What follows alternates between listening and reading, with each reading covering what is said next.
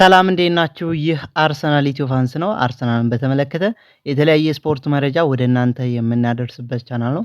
በስፖርታዊ መረጃዎቻችን የተለያዩ የዝውውር ዜናዎችን እንመለከታለን። እንዲሁም በአርሰናል ቤት አዲስ ኮንትራት የሚፈርሙ ተጫዋቾችን እንመለከታለን። በዝውውር ዜናችን ስንጀምር ቤንጃሚን ሴሽኮን የሚመለከት መረጃ በሰፊው እንመለከታለን። ቤንጃሚን ሴሽኮ የአርቢ ላይፕዚግ ተጫዋች ሆኖ ሴሽኮ በአርሰናል በጣም የሚፈልገው ተጫዋች እንደሆነ መረጃዎች እየወጡ ይገኛሉ። አርሰናል በአሁኑ ሰዓት ከቪክተር ዮኬሬሽ ይልቅ ቤንጃሚን ሴሽኮ ላይ ፊቱን እንዳዞረ መረጃዎቹ እየወጡ ይገኛሉ። ምክንያቱም ቪክተር ዮኬሬሽ ከስፖርቲንግ ሊዝበን በዚህ የክረምት የዝውውር መስኮት እንደሚለቅ ይታወቃል። ግን መዳረሻው የት እንደሆነ አልታወቀም። አርሰናል የተጫዋቹ ፈላጊ ነው። ወደ አርሰናል የሚመጣ ከሆነ ቪክተር ዮኬሬሽ 75 ሚሊዮን ፓውንድ የውል ማፍረሻው እንደሚሆን እየተዘገበ ይገኛል። አርሰናል ደግሞ ይህንን የውል ማፍረሻ የሚከፍል አይመስልም። በክረምት የዝውውር መስኮት ብዙ ተጫዋቾችን ወደ ክለባቸው ለማዘዋወር እያቀዱት የሚገኙት አርሰናሎች የመጀመሪያ ፈራሚያቸውን የመሃል ክፍሉን ለማጠናከር አስፈርመዋል። ማርቲን ዙቢሜንዲን ከሪያል ሶሲዳድ በ60 ሚሊዮን ዩሮ ማስፈረም ችሏል። አርሰናሎች በአሁኑ ሰዓት የክንፍ መስመራቸውና የፊት መስመር አጥቂያቸውን ለማጠናከር እየሰሩ ይገኛሉ። ከነዚህ ውስጥም የክንፍ መስመሩን ለማጠናከር እንደ ኒኮ ዊሊያምስ የመሳሰሉ ብዙ የክንፍ መስመር ተጫዋቾች ላይ ትኩረት እያደረገ ይገኛል። የፊት መስመሩን ለማጠናከር የ9 ቁጥር አጥቂ ለማስፈረም ዮኬሬሽ፣ ሴሽኮ ዋነኛ ተመራጭ ናቸው። አሌክሳንደር አይዛክን በዝውውሩ ላይ ያለ፣ ነገር ግን ኒውካስል ዩናይትድ ለተጫዋቹ የሚጠይቀውን ገንዘብ አርሰናል መክፈል አይፈልግም። ምክንያቱም ኒውካስል ዩናይትድ ከ120 እስከ 150 ሚሊዮን ፓውንድ እንደሚጠይቁ እየተዘገበ ይገኛል። ምክንያቱም ኒውካስል ዩናይትድ በቻምፒየንስ ሊጉ የመሳተፍ እድሉ ከፍተኛ ስለሆነ በክረምት የዝውውር መስኮት የሚለቁት ሆነ ተጫዋቹን ከፍተኛ ገንዘብ እንደሚጠይቁ ይጠበቃል። ተጫዋቹም ወደ አርሰናል መሄድ ይፈልጋልና ኮንትራቱ ማብቂያ ጊዜ የሚጠናቀቅ ከሆነ በነፃ የዝውውር መስኮት ወደ አርሰናል ሊመጣ ይችላል፣ ምናልባት በቀጣዮቹ ዓመታት። ቤንጃሚን ሴሽኮን በተመለከተ ግን ለአርሰናል በአሁኑ ሰዓት የሚያስፈልገው ተጫዋች ይመስላል። ምክንያቱም አርሰናል በክረምት የዝውውር መስኮት ከያዛቸው የፊት መስመር አጥቂ በአሁኑ ሰዓት ለአርሰናል ዋነኛ የሆነው ቤንጃሚን ሴሽኮ ነው። በዘንድሮ የውድድር ዓመት ብቻ ቤንጃሚን ሴሽኮ በአርቢ ላይፕዚግ ውስጥ ከ20 በላይ ጎሎችን በማስቆጠር ጥሩ ተሳትፎን እያደረገ ይገኛል። በዘንድሮ ዓመት በብዙ ክለቦች እየተፈለገ የሚገኘው ሴሽኮ አርሰናልም የተጫዋቹ ዋነኛ ፈላጊ ሆኖ ብቅ ብሏል። በክረምት የዝውውር መስኮት ብዙ ዝውውሮች እንመለከታለን። የሴሽኮ ዝውውር ምናልባት የክረምት የዝውውር መስኮት ሳይከፈት ሁለተኛ ፈራሚ ሊሆን የሚችልበት ምድል እንዳለ እየተዘገበ ይገኛል። ሴሽኮ ወደ አርሰናል የሚሉ መረጃዎች በብዛት እየወጡ ይገኛሉ። አርሰናል ታማኝ መረጃ ምንጭ ሆኖ ዴቪድ ኦርኒስቴንን ጨምሮ ፋብሪዚዮ ሮማኖ የሴሽኮን ዝውውር በተመለከተ ወደ አርሰናል የሚደረገውን ዝውውር እየዘገቡ ይገኛል። ቤንጃሚን ሴሽኮ ባለፈው ዓመት በአርቢ ላይፕዚግ ቤት አዲስ ኮንትራት ከመፈራረሙ በፊት አርሰናል ተጫዋቹን በጥር የዝውውር መስኮት ወደ ክለቡ ለማምጣት እየሰራ ይገኝ ነበር። ተጫዋቹ በአርቢ ላይፕዚግ አዲስ ኮንትራት መፈረሙን ተከትሎ በክረምት የዝውውር መስኮት ሊያስፈርመው የሚችልበት እድል እንዳለ ሚዲያዎች እየዘገቡት ይገኛል። መረጃችንን ዊሊያም ሳሊባን የሚመለከት መረጃ አለን። ዊሊያም ሳሊባ በሪያል ማድሪድ በአሁኑ ሰዓት በጣም ተፈላጊው ተጫዋች ሆኖ ብቅ ብሏል። ማድሪዶች ይህን ተጫዋች ለማስፈረም እስከ 100 ሚሊዮን ፓውንድ ድረስ ለመክፈል ፈቃደኞች ናቸው። እንዲሁም ተጫዋቹን ለማስፈረም ለአርሰናል ጥያቄ ለማቅረብ እየተዘጋጁ ነበር። አርሰናል ግን ተጫዋቹን መልቀቅ አይፈልጉም። ተጫዋቹም በአርሰናል ቤት መቆየትን ይፈልጋል። ኮንትራቱ ያበቃው ዊሊያም ሳሊባ በአርሰናል ቤት አዲስ ኮንትራት ሊፈራረም እንደሆነ መረጃዎች እየወጡ ይገኛሉ። አዲስ ኮንትራት የሚፈርም ከሆነ ዊሊያም ሳሊባ የ5 ዓመት አዲስ ኮንትራት በአርሰናል ቤት እንደሚፈርምና ሳምንታዊ ደሞዙ ወደ 300,000 ፓውንድ እንደሚሆን መረጃዎች እየወጡ ይገኛሉ። ይህ የማይሆን ከሆነ ግን የተጫዋቹ መዳረሻ ሊሆን የሚችለው ሪያል ማድሪድ እንደሆነ መረጃዎች እየወጡ ይገኛሉ። አንድሪያ ቤርታን በተመለከተ አንድሪያ ቤርታ አዲሱ የአርሰናል የስፖርቲንግ ዳይሬክተር ሆኖ ከተሾመ በኋላ እንደ ቪክተር ዮኬሬሽ የመሳሰሉ ተጫዋቾች ወደ ክለቡ እንዲመጡ ግፊት እያደረገ ይገኛል። የማርቲን ዙቢሜንዲን ዝውውር ተከትሎ አርሰናል ብዙ ተጫዋቾችን ወደ ክለቡ እንደሚያመጣ ይጠበቃል። አንድሪያ ቤርታ የዊሊያም ሳሊባንን ጨምሮ የብዙ ተጫዋቾች አዲስ ኮንትራት በአርሰናል ቤት እንዲፈርሙ ግፊት እያደረገ ይገኛል። እንዲሁም ሌሎች ተጫዋቾችን ወደ አርሰናል ለማምጣትም እየሰራ ይገኛል። አዲሱ የአርሰናል የስፖርቲንግ ዳይሬክተር ሆኖ የተሾመው አንድሪያ ቤርታ ለአርሰናል ወሳኝ ሰው መሆኑን በሰመር ትራንስፈር እየተመለከት ነው እንገኛለን። የተጫዋቾችን የኮንትራት የማደስ ሁኔታን በተመለከተ እንዲሁም ሌሎች ተጫዋቾችን በማሳመን ዙሪያ የሚታወቁ ነው። የፊት መስመር አጥቂን በማሳመን የሚታወቁ አንድሪያ ቤርታ ለአርሰናል የፊት መስመር አጥቂ ወሳኝ ተጫዋች በክረምት የዝውውር መስኮት ወደ ክለቡ ያመጣል ተብሎ ይጠበቃል። አንድሪያ በርታ የቪክተር ዮኬሬሽ ዝውውር ወደ አርሰናል የሚደረገው የሚሳካ ቢሆን በጣም የሚመርጠው ተጫዋች ነው አንድሪያ በርታ። አርሰናል ይህን ተጫዋች ለማስፈረም እስከ 100 ሚሊዮን ፓውንድ ስፖርቲንግ ሊዝበኖች ይጠይቃሉ። ነገር ግን አርሰናል ይህን ያህል ገንዘብ መክፈል አይፈልግም። እስከ 85 ሚሊዮን ዩሮ ወይንም እስከ 75 ሚሊዮን ፓውንድ አውጥቶ ተጫዋቹን ወደ ክለቡ የሚያመጣበት እድል እንዳለ እየተዘገበ ይገኛል። በሁለተኛ አማራጭ ያለው ሴሽኮ ነው። ግን በአሁኑ ሰዓት የቪክተር ዮኬሬሽን ዝውውር ችላ ብለው የቤንጃሚን ሴሽኮን ዝውውር እየተከታተሉት እንደሆነ መረጃዎች እየወጡ ይገኛሉ። ሴሽኮን ወደ ክለባቸው የሚያመጡ ከሆነ እስከ 70 ሚሊዮን ዩሮ እንደሚከፍሉ ለአርቢ ላይፕዚግ መረጃዎቹ እየወጡ ይገኛሉ። አርቢ ላይፕዚጎች ቤንጃሚን ሴሽኮ ከክለባቸው የሚለቅ ከሆነ የውል ማፍረሻው ከ60 ሚሊዮን ፓውንድ በላይ እንደሆነ እያስነበቡ ይገኛሉ የተለያየ ሚዲያዎች። ሌላው መረጃችን ሊያንድሮ ትሮሳርድን በተመለከተና የኒኮ ዊሊያምስን ዝውውር እንመለከታለን። ሊያንድሮ ትሮሳርድ በክረምት የዝውውር መስኮት ወደ ሳውዲ ክለብ የመሄድ እድሉ ከፍተኛ እንደሆነ መረጃዎች እየወጡ ይገኛሉ። እሱንም ተከትሎ የእሱ ቦታ ተተኪ የማርቲኔሊ ተተኪ እንዲሁም የቡካዮ ሳካ በሁለቱም ክንፍ መስመር መጫወት የሚችለውን ኒኮ ዊሊያምስን ወደ ክለቡ ለማምጣት አርሰናል እየሰራ ይገኛል። ኒኮ ዊሊያምስ ከአትሌቲኮ ቢልባው በክረምት የዝውውር መስኮት መልቀቅ እንደሚፈልግ ነግሯቸዋል የሚል መረጃ እየወጣ ይገኛል። ለቡድን አጋሮችም ሆነ ለክለቡ ኒኮ ዊሊያምስ በክረምት የዝውውር መስኮት ከአትሌቲኮ ማድሪድ እንደሚለቅና ተጫዋቹ የአርሰናልና የባርሴሎና መዳረሻው እንደሚሆን ሚዲያዎች እያስነበቡ ይገኛሉ። ተጫዋቹ በክረምት የዝውውር መስኮት ወደ አርሰናል የሚፈርም ከሆነ አርሰናል የ9 ቁጥር አጥቂ ካስፈረመ አርሰናል ሁሉንም ችግሮች የመቅረፍ እድሉ ከፍተኛ ይሆናል። አርሰናሎች በአሁኑ ሰዓት የክንፍ መስመራቸውን ለማጠናከር ኒኮ ዊሊያምስን እየተመለከቱት እንደሚገኝ መረጃዎች እየወጡ ይገኛሉ። ሌላው መረጃችን አርሰናል በክረምት የዝውውር መስኮት ብዙ ተጫዋቾችን ለማስፈረም በሚባለው ከ100 ሚሊዮን ፓውንድ በላይ እንደተበጀተለት መረጃዎች እየወጡ ይገኛሉ። ከ100 ሚሊዮን ፓውንድ በላይና እንዲሁም ከተጫዋቾች የሚያገኘው የሽያጭ ገንዘብ አለ። እሱ ተጨምሮ ለክረምት የዝውውር መስኮት ብዙ ተጫዋቾችን ያስፈርምበታል የሚል መረጃ እየወጣ ይገኛል። ምክንያቱም በክረምት የዝውውር መስኮት አርሰናል የፊት መስመር አጥቂና የክንፍ መስመር አጥቂ የማያመጣ ከሆነ አርሰናል አሁንም ችግሩ እንደተባባሰ ይቀጥላል። በክረምት የዝውውር መስኮት ወሳኝ የሆኑ ዝውውሮችን ይፈጽማል ተብሎ ይታሰባል። አርሰናል አሌክሳንደር ዚንቼንኮን የሚመለከት መረጃ አለን። በክረምት የዝውውር መስኮት ከአርሰናል ከሚለቁ ተጫዋቾች አንዱ የሆነው ዚንቼንኮ በክረምት የዝውውር መስኮት ወደ ጀርመን የሚያመራበት እድል እንዳለ መረጃዎች እየወጡ ይገኛሉ። ብዙ የአውሮፓ ክለቦች ይፈልጉታል ተጫዋቹን።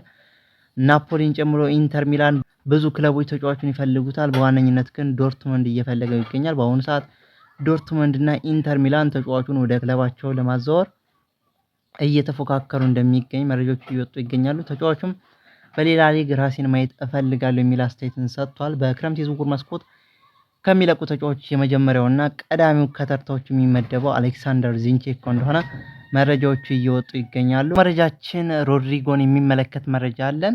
አርሰናል የሪያል ማድሪዱን አጥቂ ሮድሪጎን በክረምት የዝውውር መስኮት ለማስፈረም ከተፎካካሪዎች የመስመር ተጫዋቾች መካከል አንዱ እንደሆነ ስፖርት እያስነበበ ይገኛል። ጋዜጦች የክረምት የዝውውር መስኮት ሳይከፈት ሁለት ተጫዋቾችን ወደ ክለባቸው ማዛወር ችለዋል። ዲያን ሆይሰን እና የሊቨርፑል ራይት ባክ የሆነውን ትሬንት አሌክሳንደር አርኖልድን ወደ ክለባቸው ዝውውሮችን ሙሉ ለሙሉ ጨርሰው አዘዋውሯል።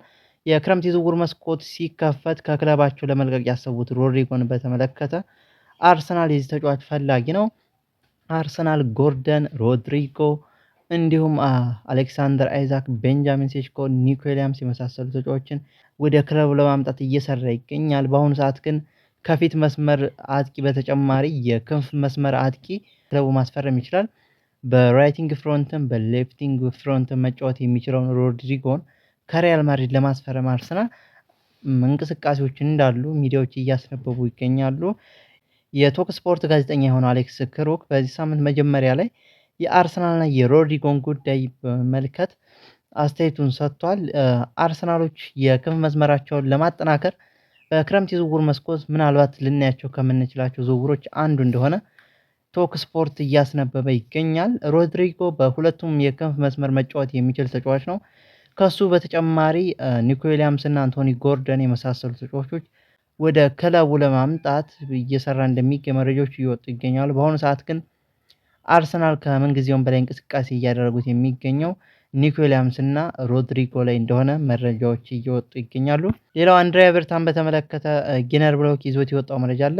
አርሰናል በዚህ የዝውውር መስኮት አጥቂ ለማስፈረም ረጅም ጊዜ እንደማይጠብቅና ዝውውሩን አሁን እንደሚፈጽመው መረጃዎች እየወጡ ይገኛሉ። ጊነር ብሎክን ጀምሮ ብዙ ሚዲያዎች እያስነበቡ ይገኛሉ። በአሁኑ ሰዓት በቅርቡ የአርሰናል የስፖርቲንግ ዳይሬክተር ሆኖ የተሾመው አንድሪያ በርታ በዚህ የዝውውር መስኮት አስገራሚ ድንቅ የሆነ የዝውውር መስኮት ያሳልፋል ተብሎ ይጠበቃል በአርሰናል ቤት።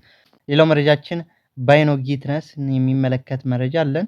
ባይኖ ጊትነስ ሌላ በአርሰናል የሚደነቀው ተጫዋች ነው። የክፍ መስመር ተጫዋች ሆነው የዶርትሙንድ ተጫዋች ባይኖ ጊትነስ አርሰናል በአሁኑ ሰዓት ከሚፈልጋቸው ተጫዋቾች ዝርዝር ውስጥ እንደሚገኝ መረጃዎቹ እየወጡ ይገኛሉ። አርሰናል የክፍ መስመር ተጫዋች ለማስፈረም እየሰራ ይገኛል። በአሁኑ ሰዓት ኒኮ ዊሊያምስ የክለቡ ዋነኛ ኢላማ ነው በአሁኑ ሰዓት። ነገር ግን እንደ ራፋኤሊዮ፣ ጎርደን፣ ሮድሪጎ የመሳሰሉ ተጫዋቾችን ለማስፈረም እየሰራ ይገኛል። ነገር ግን ከነዚህ ዝርዝሮች መካከል ሌላ አንድ ተጫዋች እንደጨመረ ሚዲያዎች እያስነበቡ ይገኛሉ። ሳሚ ሞክዌል ይዞት በወጣው መረጃ አርሰናል ከሮድሪጎ፣ ከራፋኤሊዮ እና ጎርደን እና ኒኮ ዊሊያምስ በተጨማሪ ባይኖ ጊትነስን የዶርትመንዱን የክፍ መስመር ተጫዋች በዝርዝር ውስጥ እንዳካተታቸው ሞክዌል እያስነበበ ይገኛል። በአሁኑ ሰዓት አርሰናል 5 የክፍ መስመር ተጫዋቾችን በዝርዝር ውስጥ ይዟል። ከነዚህ ውስጥም ሮድሪጎ፣ ባይኖ ጊተንስ፣ ኒኮ ዊሊያምስ፣ አንቶኒ ጎርደን ራፋኤሊዮ የመሳሰሉ ተጫዋቾች በአርሰናል ዝርዝር ውስጥ ይገኛሉ። ከነዚህ ከ5ቱ ተጫዋቾች በክረምት የዝውውር መስኮት በአርሰናል ቤት አንዳቸው እንደሚፈርሙ መረጃዎች እየወጡ ይገኛሉ። በአሁኑ ሰዓት አዲስ መረጃ ወጥቷል። ይህንን እየዘገብኩበት ባለው ሰዓት አርሰናል ከዊሊያም ሳሊባ ጋር በአዲስ ውል ዙሪያ ንግግሮችን እንዳጠናቀቁ መረጃዎች እየወጡ ይገኛሉ። የአርሰናል ታማኝ የመረጃ ምንጭ የሆነው ዴቪድ ኦርኒስቴን አርሰናል ከዊሊያም ሳሊባ ጋር በአዲስ ኮንትራት ስምምነቱ እንደተጠናቀቀ እያስነበበ ይገኛል። ይህ ለአርሰናል ጥሩ የሚባል ዜና ነው። ዊሊያም ሳሊባ በአርሰናል ቤት አዲስ ኮንትራት መፈረሙን ከቀናቶች በኋላ ይፋ እንደሚደረግም ኦርኒስቴን እያስነበበ ይገኛል። በመጨረሻ የምንመለከተው አርሰናል በክረምት የዝውውር መስኮት የሚፈጽማቸውን ዝውውር በተመለከተ አርሰናል በዘንድሮ ዓመት የነበረበትን ችግር በተመለከተ አንዳንድ ነገሮችን ስንመለከት በዚህ ዓመት ከአጥቂዎቹና ከፈጠራ ችግር በላይ ነጥብ ያስጣለው አርሰናልን የእንግሊዝ ፕሪሚየር ሊጉን ዋንጫውን እንዳያነሳ ያደረገበት ምክንያት የተከላካዮቹ የቤን ዋይት እና የቶሚያሱ ጉዳት ነው።